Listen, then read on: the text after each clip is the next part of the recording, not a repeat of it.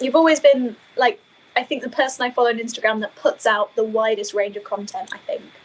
And like videos, like Instagram videos, YouTube videos, all of your posts, and now the podcast. Yeah, you're really trying at this. It's great. Hello and welcome to episode 13 of my podcast, Tom Sips Into Conversation With. This week on the episode, I have Phoebe from What Phoebe Made. Phoebe's a very talented knitter. She's just finished university, but we recorded this episode back at the beginning of the year when we were still in lockdown and she was still studying. She recorded this episode in her student accommodation, and I was using my older microphone, which so the audio quality isn't the best at times, but it's still a really good conversation, so I hope you all enjoy. In this conversation, we talk about what she's studying at university and how that's been during the kind of pandemic. We talk about other hobbies that she has. We talk about her knitting projects and how she got into knitting. We also talk about pets as well, because she's got a very cute cat and we've obviously got a dog and kind of adopted a cat. And we also talk about our love for the fibre community, how great it is to have a really nice calming effect when the world is a bit chaotic at times. I'll be back in the middle of the conversation with a little update from Phoebe, and then I'll be back at the end of the conversation with just a little bit more chat and a bit more of an update. But for now, we sip into the conversation with me asking Phoebe how she's doing. I'm well. Third lockdown's getting to me a bit, as I'm sure it is everyone. But overall, on a day-to-day level, I'm quite good. That's good. Yeah. What have you been up to today? Well, I'm a student, so I've had a couple of lectures, a couple of meetings for my dis, a lot of work, and then I started my new project. I'm trying to make a crochet patchwork blanket. Fingers crossed it goes well, but crochet isn't the medium I usually choose. So could also just be frogged and put back into my yarn stash. Let's try it again as a knitted piece rather than a crochet piece. Yeah. What are you studying? Psychology at Durham. Yeah, Nice. It's very interesting. I'm very lucky.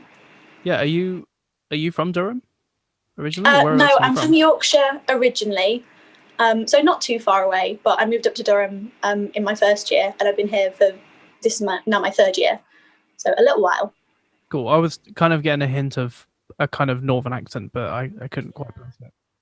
Yeah, I have a little bit of a northern lilt, but I don't know, I have quite an ambiguous accent. People tend to not quite get it first try round.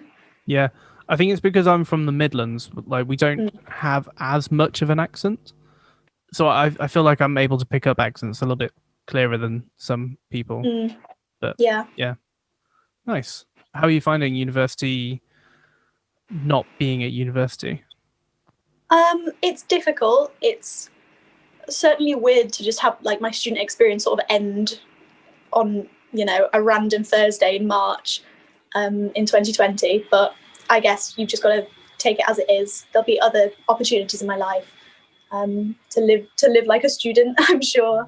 So yeah, it's weird, but we're making the best out of it. Yeah. So are you in your second year at the moment then? No, third year. I'm just wrapping everything up. I should graduate, all being well, this summer. Yeah. So you got the kind of like student parties and stuff out of the way, so you got to experience those. Yeah, I got a fair bit of it, but it sort of felt like it was cut short. I was very looking forward to Durham has like basically a month off after exams, where just you go to balls, you go to parties, you go out loads. I was looking forward to my second year version of that, and obviously we were in lockdown, which sucked a little bit, but maybe I'll get it this year if we all get vaccinated like Bojo hopes we will. Yeah, I still think it's probably going to be a while until like our generation. I mean, you're obviously a bit younger than me as well. But I mean, hopefully they'll keep increasing the amount of vaccines that they can produce, and hopefully we'll get done quicker. Hopefully. Yeah, because you've been furloughed for a while now, haven't you? Yeah, there was a good gap where I was able to work almost a month or so, maybe 2 months or so, Right. where I was like able to do some weekend stuff, and then there was a bit where I was working an actual full-on week in the coffee van that we've got. Oh yes, I saw that. It looks very cool. It was so much fun. It was cold and a bit it was very quiet because there was no one out. Like everyone's still being told to stay inside. So Yeah. So I've been furloughed for a long time. So I think it's going to be weird when I do have to go back, but I don't think it's just going to be like full on again. I think it's just going to be gradually like a few days. Yeah. Sort of like an uptick in people going outside slowly. Exactly. Do you work as well, or are you just taking advantage of being a full-time student? I do. I'm a full-time student at the moment. I've done bits and bobs, like mainly sort of academic type work. So I've been a research assistant for a few weeks. I did this summer. I did work for a company called Immerse Education, writing book reviews for them. They offer like sixth form courses, I believe, at like Oxford and Cambridge. To sort of like push people into quite academic degrees. So I write occasionally for them, but at the moment, it's quite difficult to find a job as a student. Yeah, no one's really taken anyone because people can't really go out or do much, can they? Yeah. I guess research kind of stuff can be done at home a little bit more, but yeah, like I've done my research for my dissertation this year, all from home, all online. But like the sort of research that needs research assistants is usually in-person stuff, and psychologists have just been told, you don't need to do that right now. So there's not much going in way of the work I've done previously. Hopefully, when things go back to a relative normal, there'll be a demand for it again. Yeah. Please. Yeah. I'd love to go back and do a bit more research. Yeah. Nice. So how did you get into knitting then? So there's a cafe in my hometown, Skipton, that me and my mum went to, and they have like almost like a knitting workshop type thing. One day a week, I think it was a Thursday, and we just went in the school holidays, maybe 4 or 5 years ago, and I was taught, garter stitch, cast on, cast off. I made a scarf, learned the basics. But then first year of university, I'd done, very, very basic stuff. But I started to really get into like chunky knitwear, the classic stuff you see on knitting Instagram. Particularly, I think the brand is called This Is Lovey. Hannah Hamlin Knit it was. And she makes beautiful, beautiful jumpers, but they were just a bit out of my price range as a student because, handmade items are going to be expensive. So I then decided, okay, I'm sure I can do this myself and started to knit and progressively got better at jumpers until I feel like I'm fairly okay at making a pretty wearable jumper. I'd say so. Like looking at the jumpers that you've made on your Instagram, they look awesome. I'm quite proud of them. They're good, especially I'm fairly self-taught, so it feels like a good skill to have cultivated myself. To be able to produce something physically and be like, hello, I made this, rather than just all of my essays that I write on my laptop and then I submit digitally and I never really see a hard copy of. It feels quite good. Yeah, that's really cool. I mean, I think when people discover chunky wool, it's a game changer, especially when you've tried knitting with smaller stuff, and it's so time consuming. You spend an hour on it and you've done a few rows, but with, chunky wool, you spend an hour on it and you've got half a jumper. Yeah, it's great. It is wonderful to see the growth in your work. It's really rewarding. Very, very immediately. It's great. Yeah. What kind of wool do you prefer to use at the moment? So I tend to go for 100% wool or 100% cotton. I have a soft spot for, as many people, Wool in the Gang and We Are Knitters, but they are on the pricier side. So I'm trying to look at more cost-effective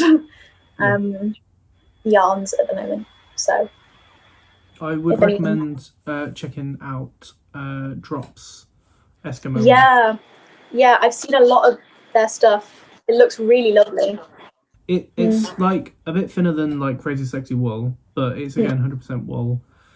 And the price tag on it is way cheaper. It's a 50 gram ball, but it's still the same amount of weight. It's still cheaper than half half price and one on the gang. Yeah. And it's still really good quality. Yeah, I'll give that a gander then. Sounds great. Like, I was using just like acrylic while I was learning.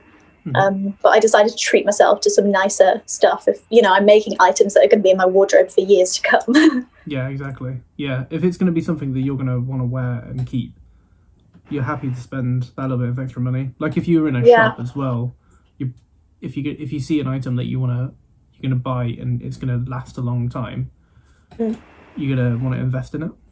Yeah, like my mum always says, you'd pay so much money for the stuff I knit in a shop.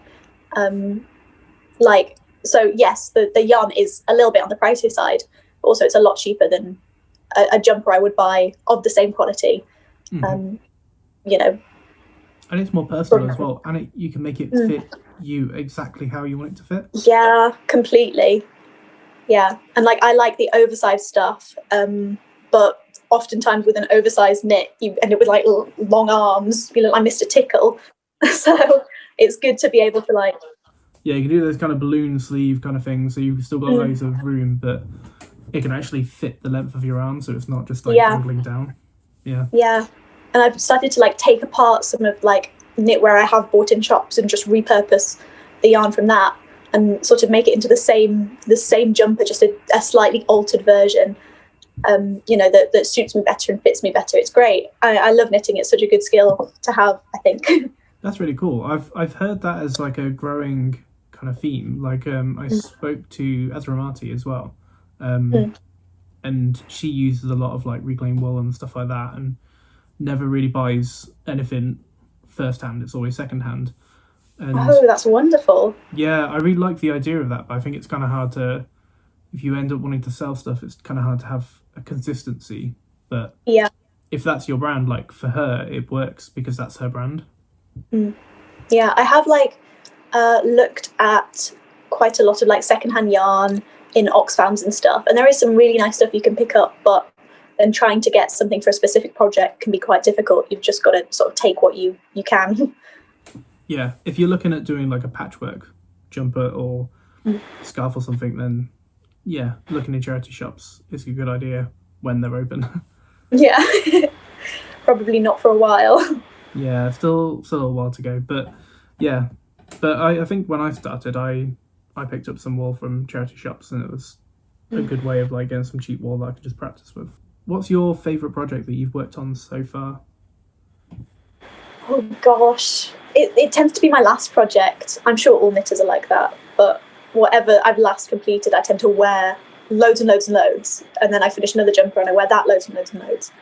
I'm probably most proud overall of a Goodnight Day jumper. I made it with my first top-down jumper, and it felt like an insurmountable task when I started, and I got to it and I was like, oh, actually this is quite easy. But I'm still quite proud of like, managing to do something that I thought would be impossible. That's awesome. I still need to try and work out how to do a top-down jumper. I still haven't done it yet. Oh, Goodnight Day's patterns are so good. Like, they're so simple for a beginner, and use the classic chunky yarn, which is great. Yeah. Nice. That's cool. Yeah, because I think did you start your page like at the beginning of the first lockdown? Yeah, I think I started it around April.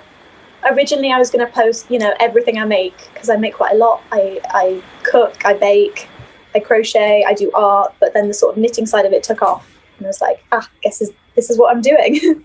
Yeah, no, that makes sense.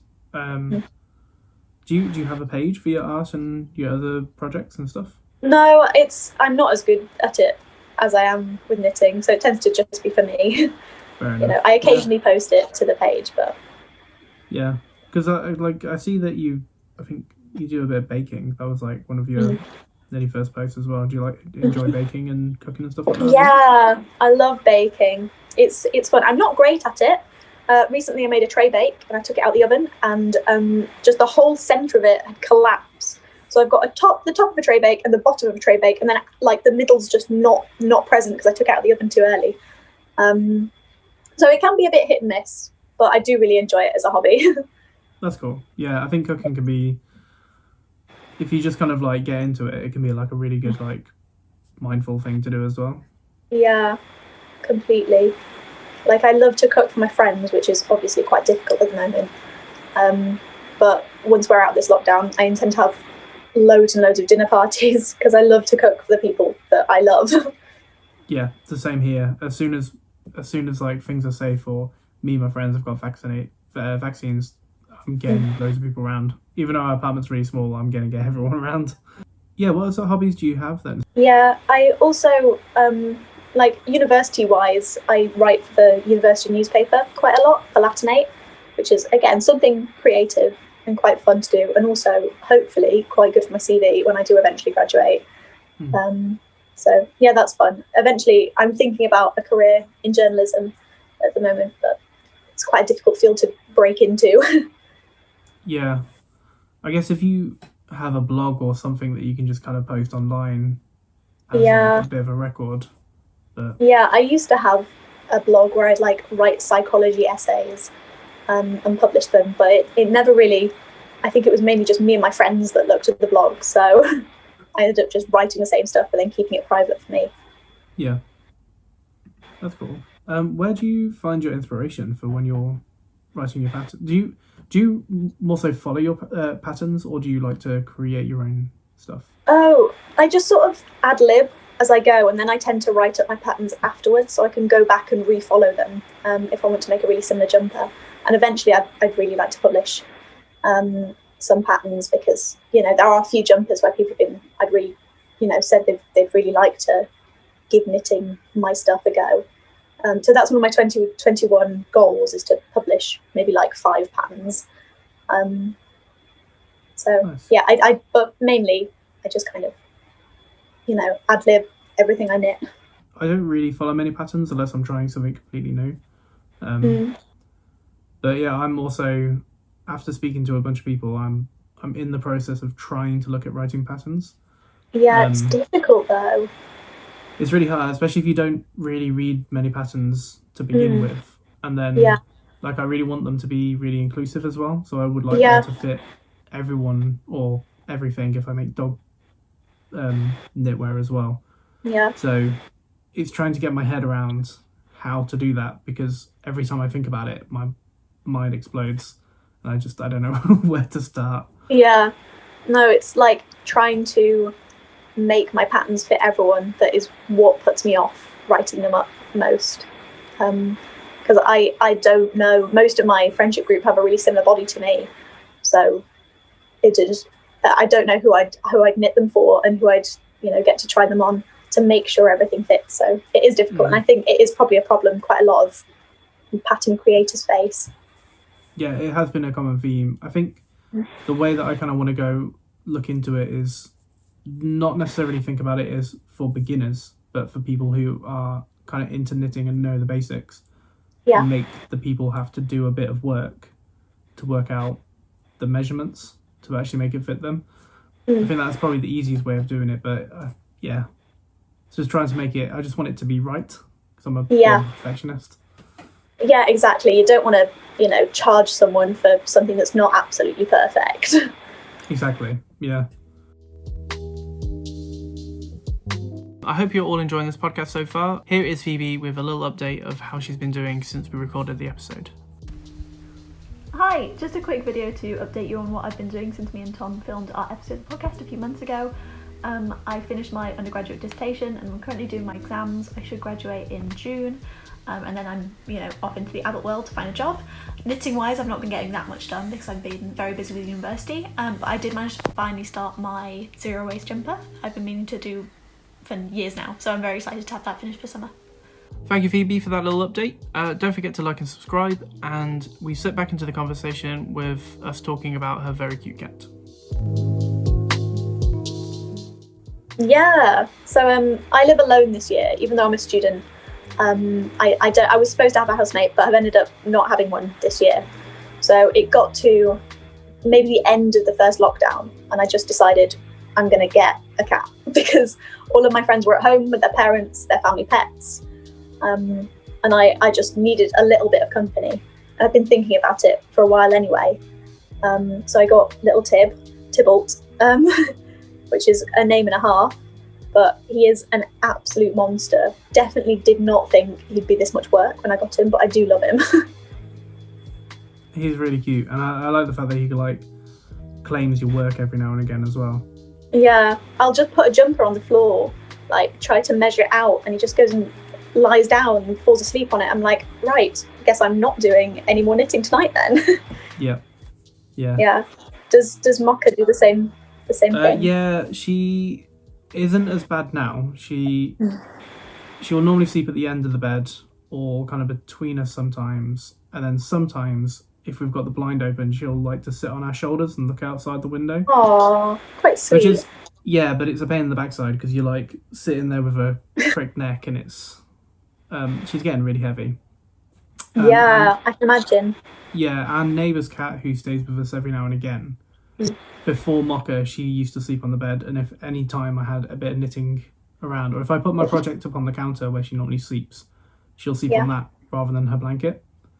But she also did this really weird thing where if we put a book down, she would rather sleep on the book, so like on a hard surface than a soft surface, and it was like really odd. So I would like, if she was sleeping on my knitwear, I would just get a book, put it on the bed, and she would go onto the book instead of my knitting. So that's bizarre. I've seen like, you know, the photos of cats sitting in like taped boxes and stuff, like on Reddit or whatever. But I've never heard of that. Mango's a little weirdo. We just found it really funny, and luckily she's come back and like living with us a bit more now. But yeah, she still gets up at between 12 and 2 o'clock in the morning. She gets up, she jumps down to go outside, but Mocha hears her, and then we always like at that kind of time we hear Mocha run, and sometimes a little bark. So it's like the worst way to try and wake up at getting woken up at midnight. And then I have to let her out, which is a pain. Yeah. Oh my god, I can imagine. My next door neighbour has a dog, and dog does not like cats, but I think maybe Tib as a kitten was brought up with dogs, and just he does not understand that Poppy does not want to be his friend. He goes and sits under the bush in my neighbour's garden. I've had to put up spikes in my garden to try and stop him getting over. We're going to get a cat deterrent to stop him wandering over, but oh my god, he gives it his all. That's so cute. Yeah. Is it a rescue cat then, did you get, or? So not entirely. It's sort of a weird situation. Like I looked through all of the rescues, but all of their cats needed either like they were special needs or they needed like a cat guardian. So someone who just like puts food outside for the cats and has, you know, a homestead or quite a lot of land for these cats to roam on. And none of them really were the perfect fit. I needed, you know, quite an easy cat as my first cat. I haven't really had cats before. We did when I was younger. So I was just looking through pets at home after I looked through the RSPCA, and there was the option, like most of them were, you know, fancy bred cats, and I was like, oh, I don't really want to pay loads of money for a purebred cat. I prefer just a normal moggy type cat. And then Tib and his 3 siblings came up as like an accidental litter in a barn that someone was selling for relatively cheap. And I was like, oh my gosh, that's perfect. So me and my boyfriend went to go see him. And we just fell in love. He was a proper little cutie, as all kittens are, I guess. But he was great, yeah. So it came about in not the way I expected to get a cat, but... That's awesome. Nice. As kind of like little words of like advice for people who haven't started knitting yet but are interested in taking up a hobby, where would you kind of like guide them to start? Well, I think kits are pretty good. You know, get yourself a beginner kit, and you know, follow that pattern. And I just sort of remember that nothing is as hard as it looks on the box. Like you can do very easily a lot of knitting stuff, a lot of knitwear without, you know, really stretching yourself. Like you do have to learn a few techniques, but once you've got the basics down, it's fairly easy to do fairly complex looking projects from a beginner standpoint. So when did you start knitting? I started probably like 3, maybe 4 years ago. Time has gone. I have no idea. I started it when I had a cafe for a couple of years, and it was ending. Kind of unfortunately, it just wasn't enough trade and very, very stressful times, and I kind of needed a hobby to try and help turn off my brain. And I don't know what it was. It was just something about knitting that just kind of like I thought was quite attractive. And I think I saw like a couple of kits when we went to Aldi or something, and I nearly got them. And then I think I ended up getting some wool from one of the gang or something and gave it a proper go. But yeah, I did it as like a kind of form of kind of therapy in a way. It is very relaxing. Like I think like the repetitive motion is, very, very chilling if you've had a long, stressful day. It really is. And if you're doing something simple, you can kind of, if you know what you're doing, you can just watch TV as well, which is quite nice. And not feel guilty about watching TV and wasting time. Yeah, because you're making something. Yeah, which is something that I kind of struggled with, is like, I don't know, I just find it hard to sit still in that way. But yeah, no, I get that. I get like sort of a compulsion to be productive no matter what I'm doing. Whether I think it's because I've worked very, very hard through school, so I sort of get guilty if I'm sat down relaxing for too long. So knitting really helps with that. Yeah, which is crazy because we should be allowed to just sit back and relax and enjoy a bit of time to ourselves. But yeah, I think it's like I tried, like people recommended like yoga and all that kind of stuff and trying to meditate, and I just couldn't get into it. And then when I tried knitting, like that worked, so I just stuck with it. Yeah, wonderful that you found that outlet then. Yeah, I've always been quite a creative person. Like I love cooking, and I love creating things. But yeah, I mean, knitting can be quite an expensive hobby, but it can be really fun as well. Yeah, and the thing that I found as well is this knitting community is astonishing. Like, I don't think I've met one bad person from the knitting community. Completely. It's just such a wholesome, supportive, place to share your work. It is. Yeah. Everyone is always so congratulatory, no matter what you've done. Yeah, and if you ever need help, there's always someone out there that's willing to give you a help. Like, no one's expecting anything in return. They just want to see you do well. So that's why I love this community, and that's why I'm really enjoying getting to talk to amazing people like yourself. Yeah, it's lovely. It's lovely to have a chat with someone that I've admired. I think you were one of the first people I followed when I started, like awesome. Even just looking at knitting on Instagram, not even started my account. That's cool. That's good to hear. Is there anything you kind of want to cover or talk about on here? Not particularly. Like, no, just like a message to the people. Just to, carry on. Everything will be all right in the end. Just, I guess, keep your chin up above the water, and do what you can, but you don't have to feel super productive or foster new skills. Although knitting is a really good one to start if you do have a bit of spare time, which we all do at the moment. So, yeah. Thank you, Phoebe, for talking to me, and I think very good words to end the conversation with there as well. I hope you've all really enjoyed the conversation. I really enjoyed talking to Phoebe. So some little updates from me. This week, as we're recording this episode, we're kind of in the next phase of the UK roadmap. Cafes and restaurants and hospitality are starting to open their doors and let people inside.